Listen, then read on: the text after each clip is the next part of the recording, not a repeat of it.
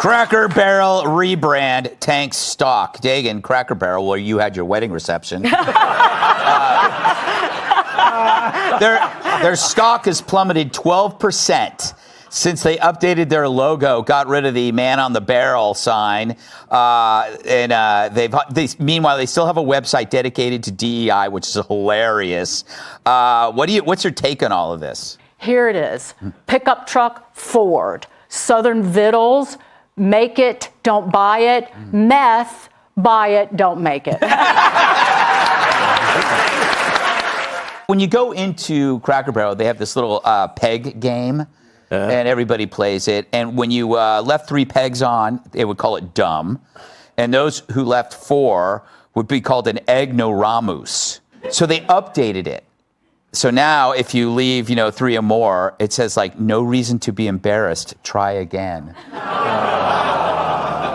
What's important is things that people love about Cracker Barrel, the soul of Cracker Barrel is not changing. The rocking chairs are still there, the fireplace is there, the peg game, all the things that make Cracker Barrel, the vintage decor, it's still there and it's working. Bitch, please. The results affirm that we're headed in the right direction. Honestly, the feedback's been overwhelmingly positive that people like what we're doing. Wrong. When you're changing your brand or your label, it doesn't attract new people. It's only going to alienate the previous people. It's not like people suddenly go, oh, new label, I'm going in. Yeah. It was purely for a specific purpose that had nothing to do with the bottom line. You'd better put a chick in it and make it fucking gay as fuck.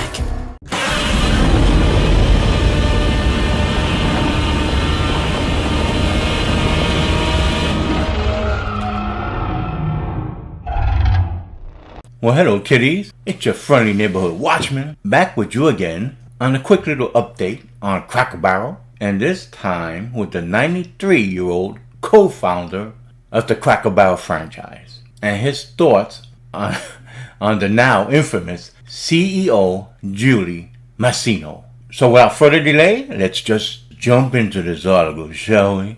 With the byline by Nicholas McIntyre, with the heading, Cracker Barrel co-founder, 93, slams CEO after pitiful rebranding fail. Quote, throwing money out the window, end quote. The 93-year-old co-founder, and there he is, of Cracker Barrel, blasted the home-style restaurant chain's execs for allowing changes that damaged the 56-year-old business as he urged CEO Julie Felss Masino to leave the logo alone. Tommy Lowe, co-founder of the first Cracker Barrel in 1969, accused the former Taco Bell executive of trying to rival the chain's widely criticized $700 million modernization effort. Quote, they're trying to modernize to be like the competition. Cracker Barrel doesn't have any competition, Lowe told WTVF Thursday. I heard she was at Taco Bell. I think I'm in love.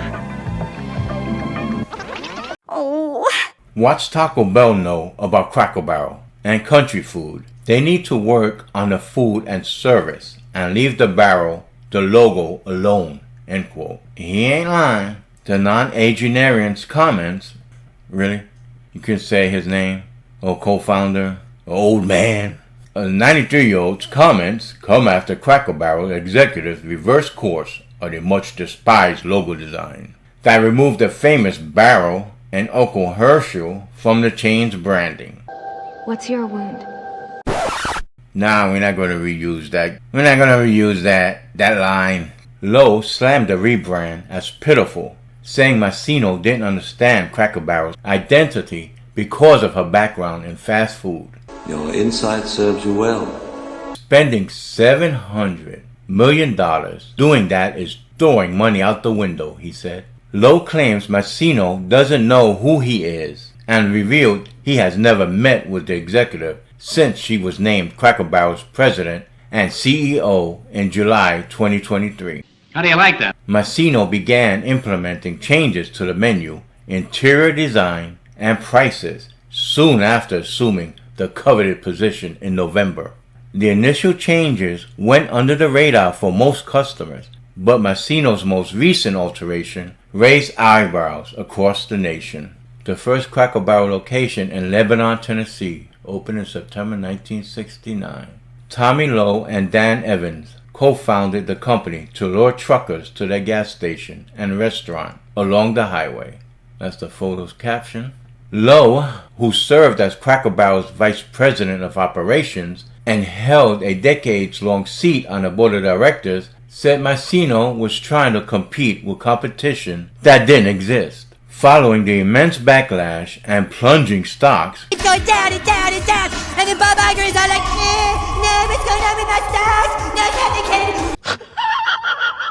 Cracker Barrel executives decided to reverse course and return to the old-timer logo. We thank our guests for sharing your voices and love for Cracker Barrel, the company said in a statement. We said we would listen, and we have. Our new logo is going away, and our old-timer will remain. Dona. No, and, not that old man. Mayor Bowser and Chancellor Fairby. Thank you for joining us as well. And for families across the country, the school year. The about-face followed days of protests on social media against Cracker Barrel's rebranding efforts, capped on Tuesday with President Trump weighing in and advising the company to go back to the original logo design. Lowe recalled a Grand Ole Opry man named String Bean, Corn Pop was a bad dude, who had warned the restaurant in its infant stage to, quote, keep it country, end quote. He reiterated the alert to the current leaders, warning the business will falter if they didn't listen. Hi. If they don't get back to keeping it country, then it ain't gonna work, Lowe told the outlet. Cracker Barrel's sign above a store in Florida City, Florida. Photo taken this month of this year. The first store was built along Highway 109 in Lebanon, Tennessee, after co-founder Dan Evans wanted to build a gas station, but needed something more appealing to get more customers. Evans, who died in 2012, brought in Lowe, a construction business owner, to build a restaurant to accompany the station and provide for truckers who drove through the area. Quote, it was just a country store for country people, and that's what it is today. They just don't understand, Lowe said. Lowe says it took forever to get 10 investors to fund the $10,000 needed to build the store. It wasn't a bet at all, he said, on the challenges faced in getting up and running.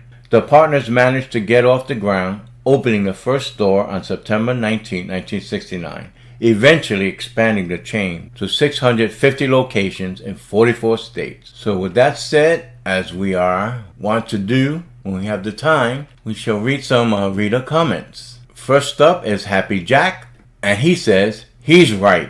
There are miles of differences between full-service, sit-down restaurants and fast food. As proof, many fast food chains are doing away with inside dining rooms altogether. And counter service is likely not far behind. Those are things which time has marched past and need addressing. Changing a sign won't change what's wrong inside the building. A trip to McDonald's nowadays equates to a journey into guerrilla warfare territory. But you don't see them removing the golden arches. I say I plead the fifth. Next up is My Magic Johnson, who says, women in power are poor decision makers. a sexist would say. Richard Roma replies, especially DEI women that wear those big, dark frame glasses. I have no idea what he's talking about. And last but not least, we have Steve Blevins, who says, I don't care to go back unless they go back to the original interior. I love seeing the antique items they had displayed. From the pics I saw, I don't even know how to describe it. And neither do I. That's modernism for you. So folks, we reached the end of another video. And if you liked it, and the article, and the reader mail comments, and my own, then crack that like button, and subscribe. It's totally free. And hit that notification bell, so that you always be forewarned for whenever I'm about ready to drop another video. And as always, stay safe, and I bid you peace.